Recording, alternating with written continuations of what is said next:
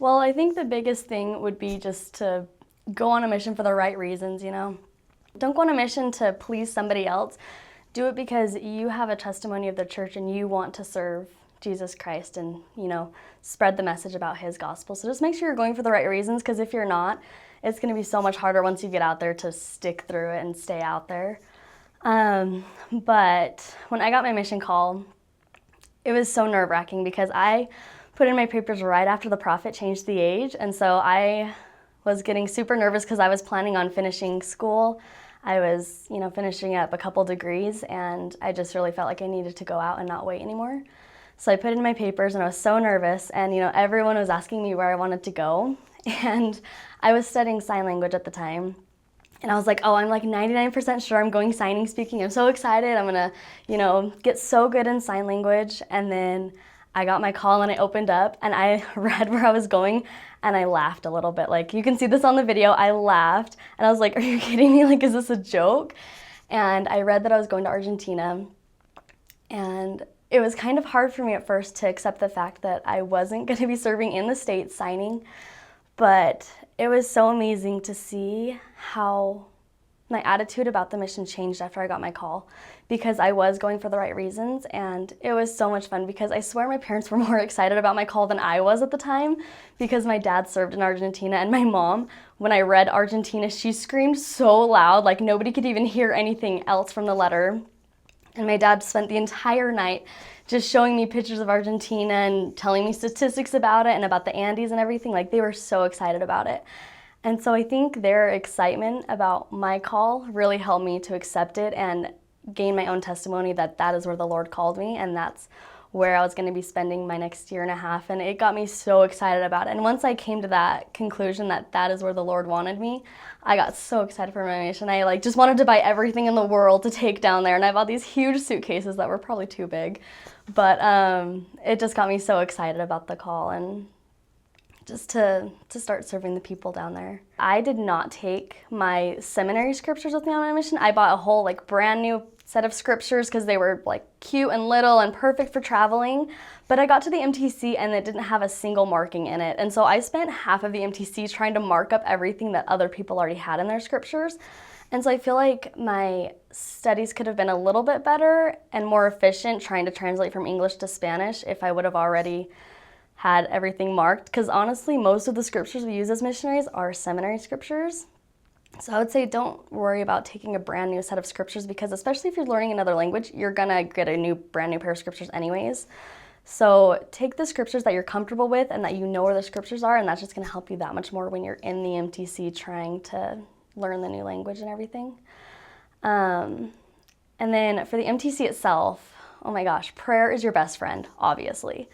But I remember, so you get into the MTC and you have a couple pretend investigators that you talk to with 100 missionaries or more, And then you go to your classroom and you meet your teachers, and then I think it's the second day you're there, you're already teaching in Spanish. Well, I learned Spanish. And I did not know anything in Spanish. I almost flunked out of Spanish in high school, so it was such a struggle for me to learn Spanish. But one thing that I thought was really interesting is that my first lesson, I didn't know any Spanish, and so I relied completely on the Spirit, and I just prayed so much that day. And I just did everything I could to prepare in Spanish, and I think that's what brought the Spirit into that lesson. And even though my teacher probably couldn't even understand anything I was saying, it brought the Spirit, and so the Spirit was able to touch the investigator, and that's what got us a second appointment, with that investigator. And then I was so excited. I was like, yes, I did awesome with Spanish. I got this. I'm going to be a great missionary.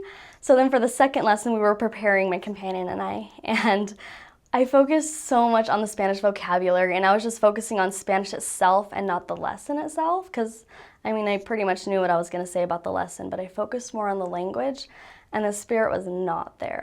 It was a little bit because we're missionaries, but the investigator just didn't really understand anything we were saying, and it really, I could feel a huge difference between the two lessons.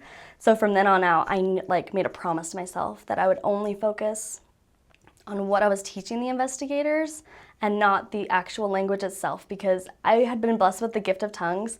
I knew that the Spirit was going to be there for me, and so I didn't have to worry about the language itself, but what I needed to do was prepare myself spiritually to teach these people and to try to bring the gospel to them, you know? So that was probably the biggest thing I learned in the MTC, is just focus on the Spirit, not the language, and then you'll be good to go from there. But I loved the MTC. Oh man. I was really worried because I had heard of everybody like hating the food there, gaining a ton of weight, just like wanting to get out of the MTC. But I loved it because I had the best district ever. And I think the most special part of the MTC for me was that we had a district of 8 missionaries, and all 8 of us were called to the same mission. And so that's not very common. Normally you have missionaries that are going all over the world, or at least all over wherever you're learning the language. But it was so amazing because you got so close with people in your district because you were living with these people 24/7 for 6 weeks, you know. And so they became like my brothers and sisters. We got so close, and it was so awesome to see how much we all struggled in the beginning, and then to run into them at a zone conference like 6 months or a year later and just see how much each of us have grown in our language and just how much we've grown spiritually. It was such an amazing feeling, and I always was so excited when I could find someone from my district in the mission. I was like, oh my gosh, you're here! And it was just so much fun to run into them, and that was really special for me. So definitely, you know, remember that the relationships that you build in the MTC and throughout the mission are eternal, and I still talk to all of my friends from my district from the MTC. Even though we never served together in the mission, we were never in the same areas, I still talk to them because we were so close and we went through those hard experiences together and got through the MTC together and all of the crazy traveling and everything, and I just wouldn't replace it for anything.